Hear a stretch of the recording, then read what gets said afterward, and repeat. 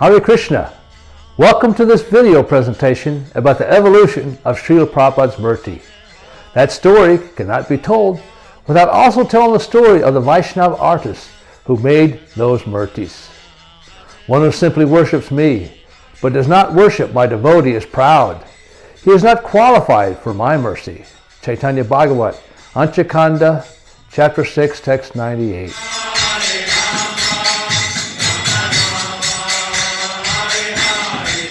Hare Krishna,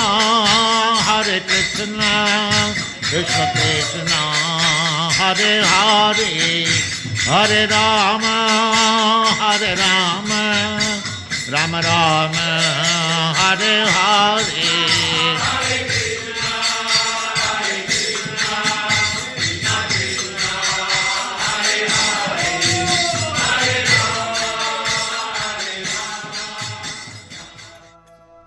Hare Krishna.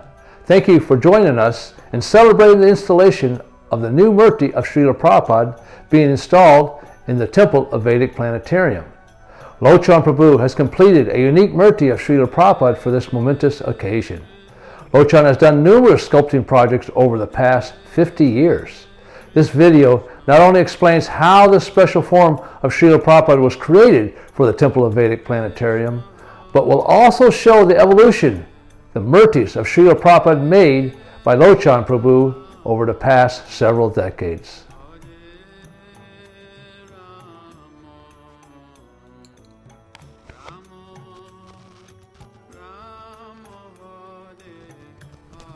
How did you become a devotee, Lochan Prabhu?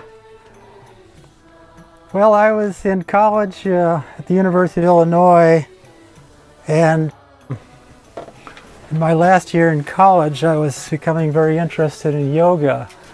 So one yogi came to visit the school and started giving classes at the YMCA.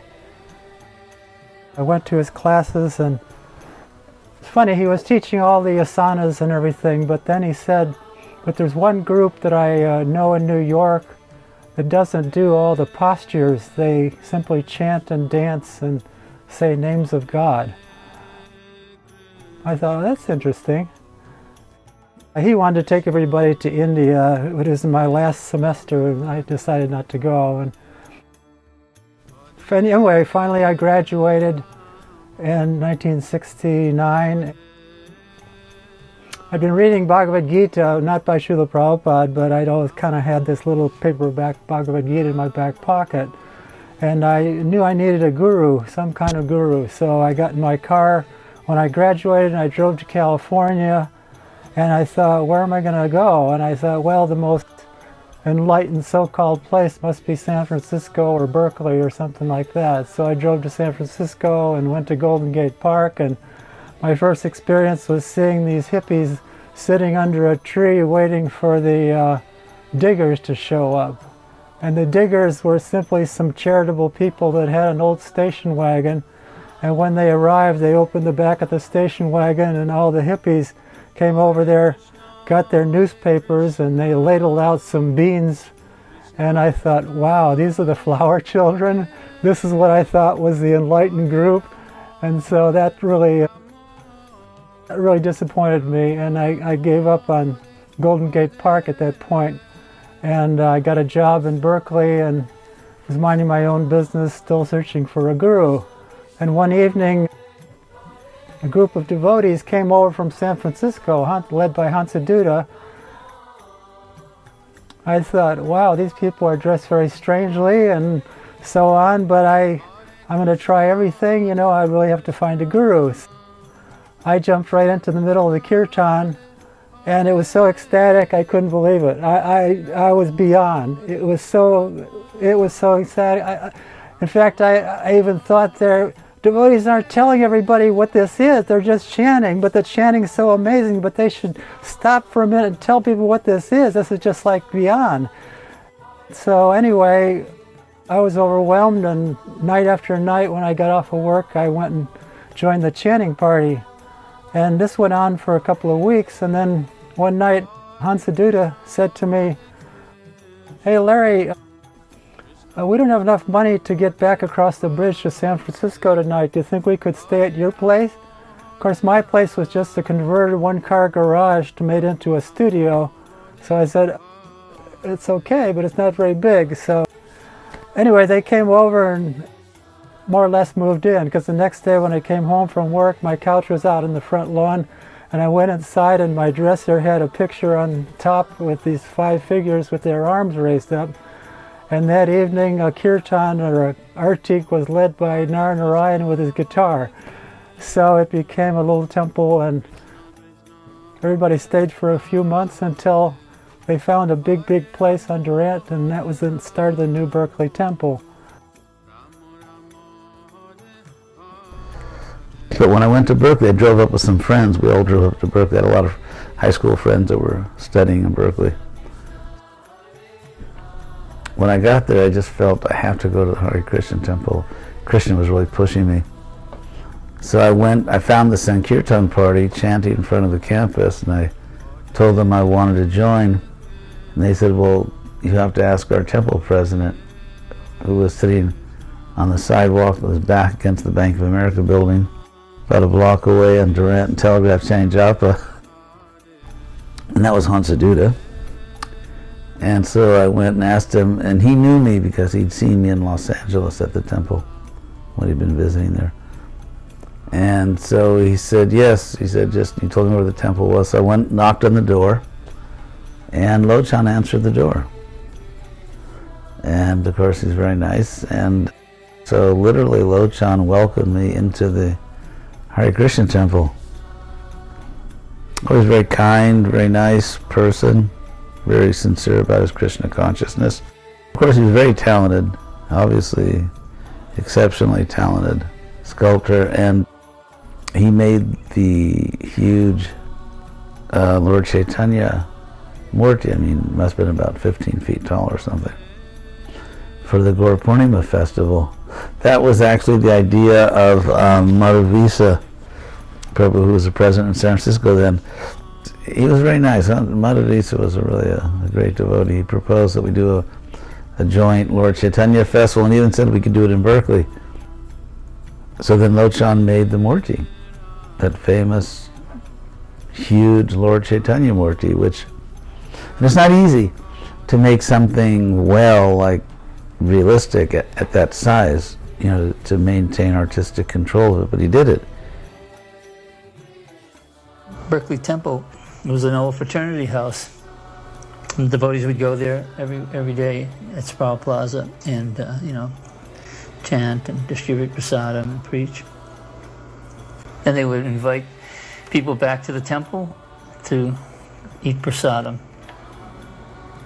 And in the backyard of this temple is where Lord Chaitanya's Murti emerged, like a giant sequoia tree growing up in the backyard. The neighbors were surprised to see Lord Chaitanya manifesting himself above the peaks of the roof as the devotees were constructing Lord Chaitanya.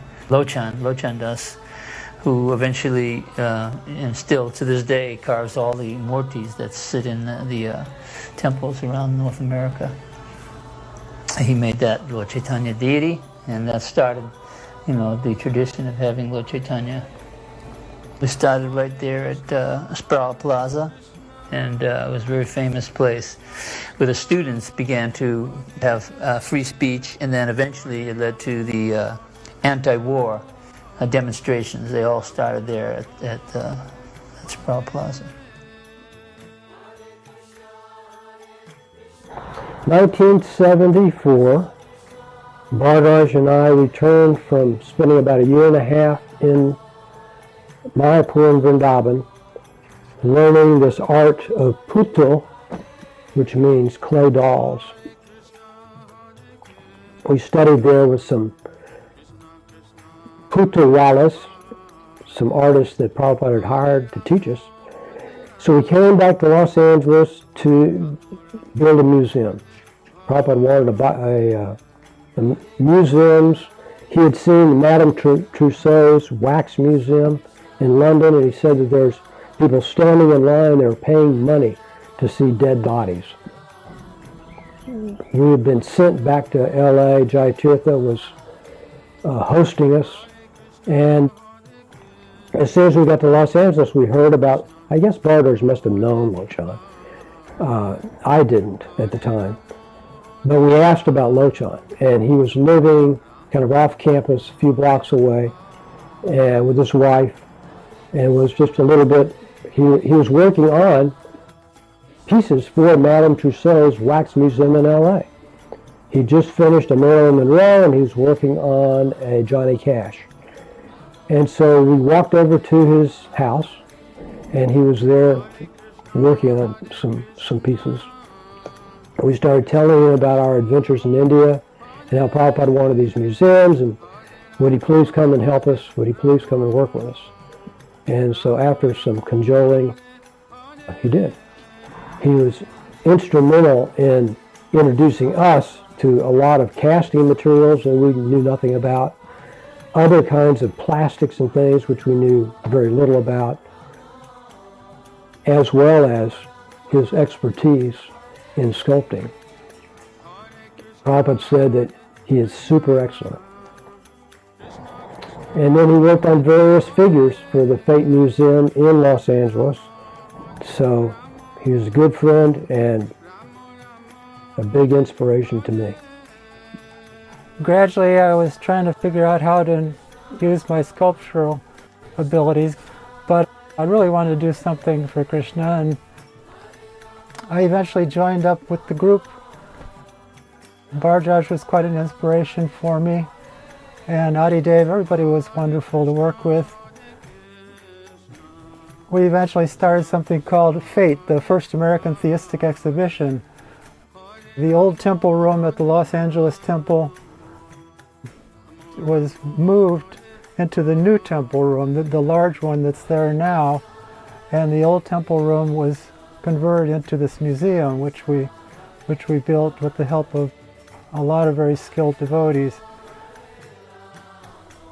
The first exhibit in the museum, I think it had 13 exhibits in all, tracing the whole cycle of the Bhagavad Gita. So the first exhibit was meant to be a murti or statue of Prabhupada in his room at the Radha Damodar temple. So it's very interesting. We recreated the whole inside of the Radha Damodar room that most devotees are familiar with. Even we had the grating on the window where Prabhupada would look out and see the samadhi of Rupa Goswami. And so the exhibit opens up, total blackness. Gradually you hear the cooing of the peacocks and so on. It sets the mood for India. Gradually see Prabhupada sitting there with his head down, writing. And then the light starts to come up, the sun starts to rise, and outside you can see Rupa Goswami through the grating. Then as it gets lighter and lighter, the narration comes on and talks about how Prabhupada was translating all these books before he came to America. And Prabhupada's head raises up and looks out at Rupa Goswami's samadhi. And that was the first murti that was ever made of Srila Prabhupada. And I made the head with rubber, and I put a motor inside to operate the neck and so on. Prabhupada never saw the finished museum, but he did come to visit the Faith Studio when we were building all the exhibits. And he actually saw the exhibit of himself and saw his head come up and everything like that. And I have a picture of Srila Prabhupada with a big smile on his face, and all the devotees next to him, Tamal Krishna Maharaj and so on, are all very happy to see Prabhupada's happiness and sing his own murti. So I've known Lochan Prabhu for, I would say, more than 20 years, perhaps 25, 30 years. And I'm overwhelmed by his devotion to His Divine Grace A.C. Bhaktivedanta Swami Srila Prabhupada. Not only his making of Srila Prabhupada's murtis, but his dedication to Srila Prabhupada's example and precepts and Srila Prabhupada's society. And his dedication and love for Srila Prabhupada comes out in the murtis that he is making for Srila Prabhupada's samadhi and other places. What many devotees have said, that when Lochan makes the murti of Srila Prabhupada manifests his presence fully. His second murti of Srila Prabhupada is the one seen in most ISKCON temples around the world. The very first temple murti was installed in 1978 in Los Angeles. There are regular guru pujas performed daily before these forms of Srila Prabhupada in ISKCON temples around the world. And they are also seen by thousands of guests daily. After 1977, there was a need for murtis of Srila Prabhupada, and first murti I made was for Los Angeles temple. In order to get Prabhupada's size right, in order to have him just the right size, I actually had a slide of Srila Prabhupada sitting on the Vyasasana. It was taken when Prabhupada was giving class.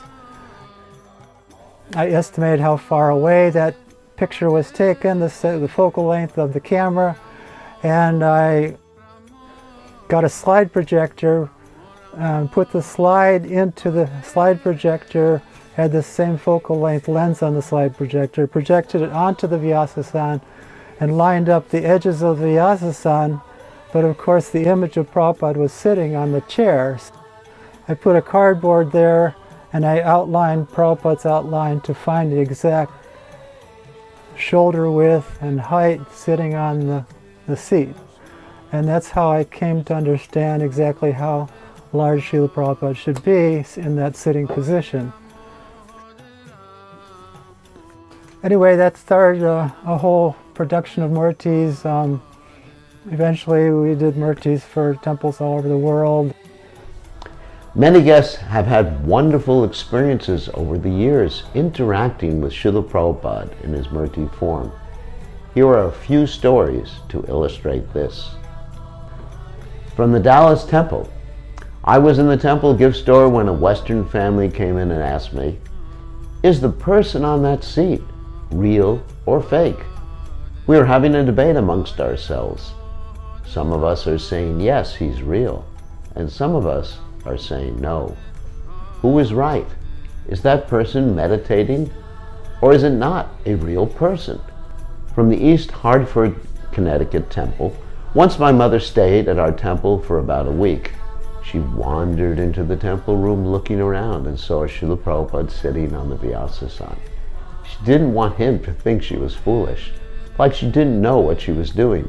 So she went to the bookshelf and looked at a book for a few minutes, then left the temple room. Later she asked me who that man was sitting on that seat.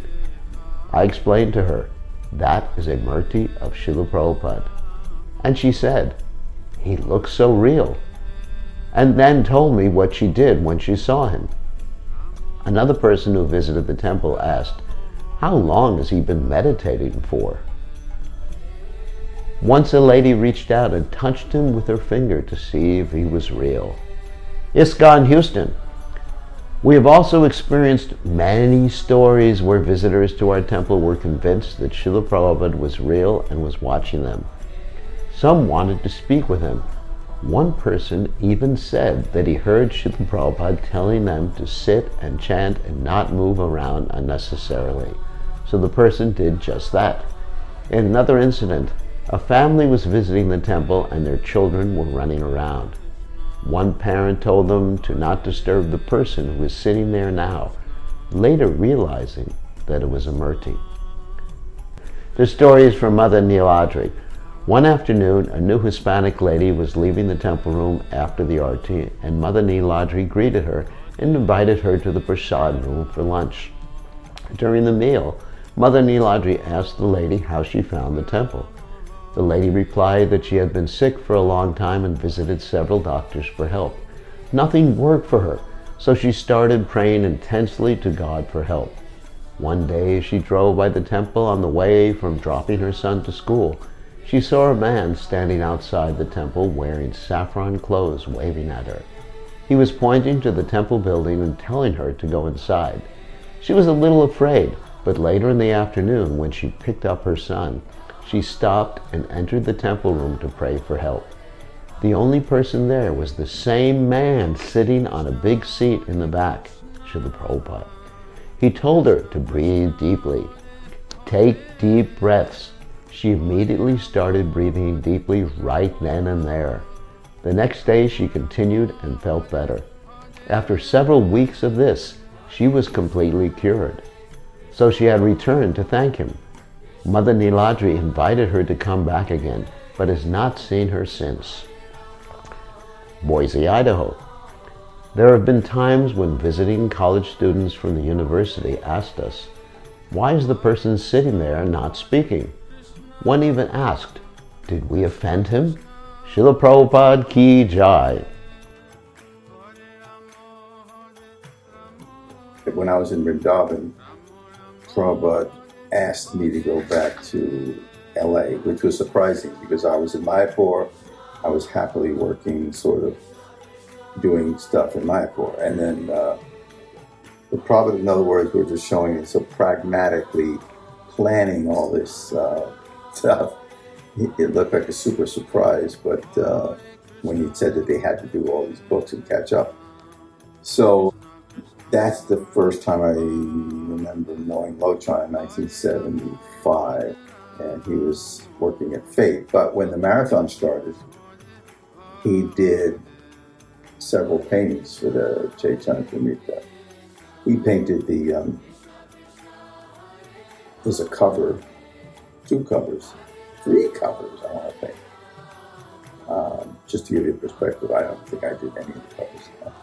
But he did, there's one cover painting, yeah, it shows, and I have to go back and think what the story was, but it shows Lord Chaitanya and others bathing in the river, in the Ganga, and the sun is setting. It's beautiful. But when he first did it, the sunset wasn't very, because I just came back from a year and a half in Mayapura, and he'd never been to India. So I said, you know, Lochan, I remember going to the jackfruit villages, which I had talked to, and a couple others, right on the Ganga at sunset, or the Saraswati, the Jalangi also. And it was a Jalangi, it's narrower too, and you could see the other side pretty easy. And when the sun would set, it was so amazing. I just, Lochan, it's got to be brighter. It's unbelievable. It just comes down this incredible deep blue, and it's just the sun setting, and the pink is just out in your face, and the river's reflecting it. And he changed the whole thing, you know, to reflect what I said, because he hadn't been there and he hadn't seen it. So I remember that he did that painting, and he did, I think it's the cover of Madhya 9, the final book in the Madhya Lila. It shows Prakashananda and Lord Chaitanya dancing. There's a bunch of, I guess, Mayavad converts. It's just like a whitish temple there, and all these figures. And I was really impressed that he could do those. He was practically doing them out of his head. He knew the anatomy, and he was doing them out of his head. You know, and you see the backs of a bunch of them, and the muscular. It's not like Michelangelo, but I remember thinking I couldn't do that. I definitely have to have models to do that. But he could do that out of his head. It was impressive, very impressive. And he did this really nice painting, which is probably one of the best paintings done. His best one, I think, was also I think a cover. It shows the Rath Yatra time, and you see also a bunch of people. But the way he did it, I mean, he'd never been to India, but he did it. In fact, I think the original paintings around here, the devotee by Kunta has it, and nice composition. One big card and a bunch of people, and he was able to do a lot of stuff out of his head, which I was impressed with. You know, so he was great at that. So he must have taken time off, I want to say, from his sculpting activity for that marathon. He's multi-talented. I mean, you couldn't say anyone else except Bhargava was able to paint can also sculpt. There's also murtis of Prabhupada sitting at his desk writing. Some of these can be seen in Prabhupada's room in LA, in the study at the Palace of Gold, in Hawaii at the Honolulu Temple is also. Also, I think there was a need for temples. They wanted a little kind of a set of smaller 11-inch murtis of Srila Prabhupada and Srila Bhaktisiddhanta Saraswati Thakur for the altars. So I did many of those too.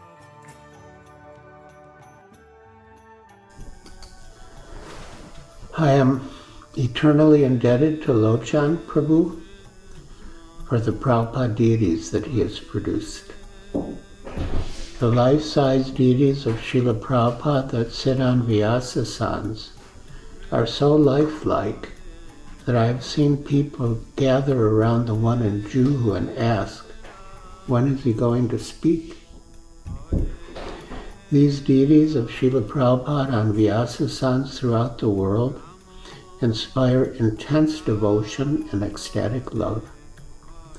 They make devotees feel that he is present, and thus they mitigate the devotees' feelings of separation, especially during Guru Puja. I personally am indebted to Lochan Prabhu for his smaller deities of Srila Prabhupada, which I worship on my altar in my ashram in Carpinteria, California, and in my quarters in Vrindavan and Juhu.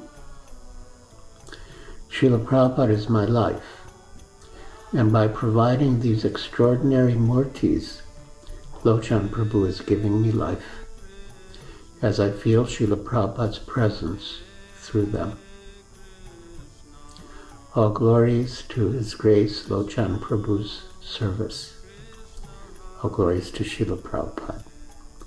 I am ever grateful. Lochan Prabhu also sculptured and cast the murti that resides in the samadhi in Vrindavan, which is next to the Krishna Balaram temple. Prabhupada was installed there on November 6, 1983. Lochan Prabhu also sculptured and cast the original murti that is in the Pushpa Samadhi at Mayapura. It was installed on February 26, 1995.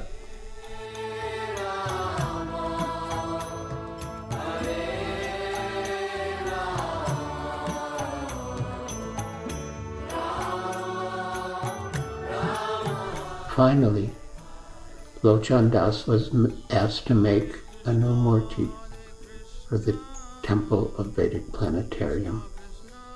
Later on, as they were starting to build the Temple of Vedic Planetarium, Ambarish Prabhu and Brajvilas Prabhu, they asked me if I could do a unique murti just for that particular temple.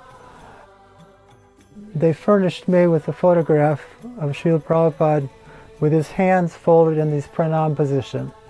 I was very excited to do that. It was a beautiful pose and very welcoming and very serious at the same time. I took the original head and I made a mold of it, and I put clay into that mold, and I started to reshape it to get the particular expression of Prabhupada in that pranam pose. That's what you see in this particular photograph here, the comparison between the original murti and the TOVP expression. In order to get the arms in the right place, I took one of the original murtis. I took the liberty of cutting the arms at the shoulder, cutting them at the elbow, cutting them at the wrist, and rearranging everything and supporting. And I put iron bars in there with hinges so that I could bend them to exactly the right position until I got just the right feeling for the distance of the elbows and the distance position of the hands in regards to the face and so on. And then I sculpted the hands and I put them onto these iron extremities coming out from the arms. I started filling in the elbows with resin, and made it into a complete murti this way. Actually, even inside the hands, I had steel inside every finger and inside the thumbs as well, so that it would be extremely strong. Because I know that with the hands up like this and different devotees are addressing the deity, there's always a chance that someone could catch a finger or something like that, and there could be some breakage or whatever. So I wanted to make sure that was really strong. So I finished that finally. When it was time to put the top, which was very heavy now with all the iron in it, onto the legs, normally I would just glue the top portion onto the legs, which were the same as all the other murtis. I didn't have to make a new set of legs, but I decided that since that steel was in there, there might need to be some structure inside the murti going all the way from the legs up into the body, so that there's no chance that over time, because fiberglass does tend to wilt over time if there's pressure. And so I thought, let me put in a real armature steel, not steel, but aluminum structure that bolts into a structure inside the legs. I cut a big hole in the top portion of the separation part on the legs, and I installed an aluminum base there that was locked in with a heavy density urethane foam, and I made a structure inside Prabhupada's upper torso that bolted to the steel coming up from the arms inside, all inside. And I made that structure with some aluminum supports that fit down into some aluminum things in the base. So I could actually slip the top right onto the bottom, and there was no way that the weight of the steel in the arms would make it move forward or backward. So that's the story on the murti, and finally it was finished up and painted, and Dayavira Prabhu, great soul that he is, came over and helped me do all the finishing and the packing. Today's actually the day that DHL is coming to take the murti and send him to India.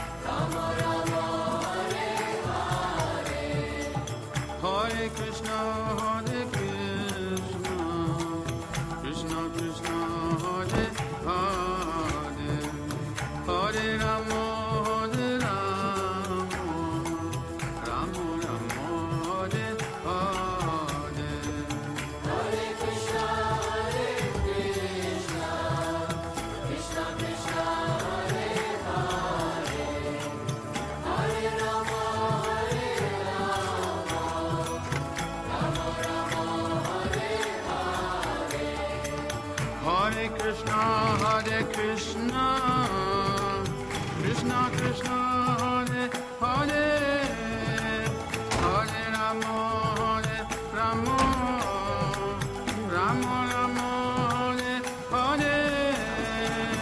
Hare Krishna, Krishna, Krishna Krishna, Hare Hare, Hare Rama, Hare Rama, Rama Rama, Hare Hare.